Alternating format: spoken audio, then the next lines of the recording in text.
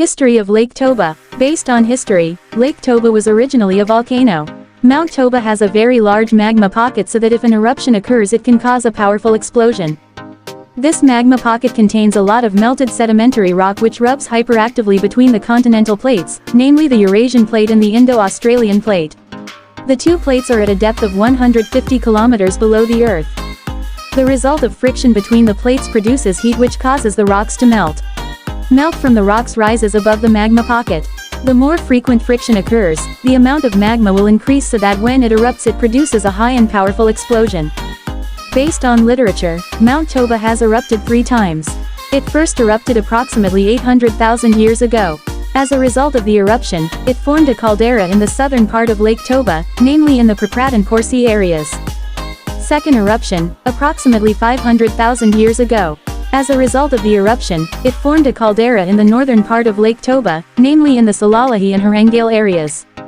Third eruption, approximately 74,000 years ago. In fact, this third eruption is the most powerful that occurred in world history, although it has not been described in books, but scientific evidence already exists.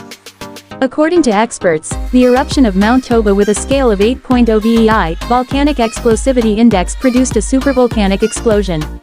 The explosion was more powerful than the Nagasaki-Hiroshima nuclear bomb explosion of 0.015 megatons of TNT and also the eruption of Mount Krakatoa with 150 megatons of TNT. Because the eruption produced by Mount Toba was 26,000 megatons of TNT. It is estimated that it could destroy an area of North Sumatra covering an area of 20,000 square kilometers. The third eruption spewed greater than 1,000 cubic kilometers of eruptive material at a height of about 50 kilometers. So that volcanic ash from the eruption spreads throughout the Earth's atmosphere and covers the Sun, which will enter the Earth within a period of several years. Which resulted in the temperature on Earth at that time dropping by 3 to 5 degrees Celsius. Another impact is the large number of dead populations, both living creatures and humans, around 60 million people.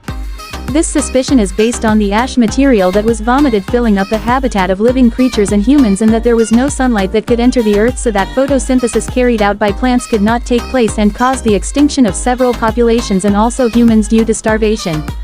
After it erupted for the third time, it caused the formation of a new caldera and filled with an abundance of water and became Lake Toba as we know it today. As a result of the upward pressure from magma that has not yet come out, it has produced several large islands around Lake Toba. Thank you for watching.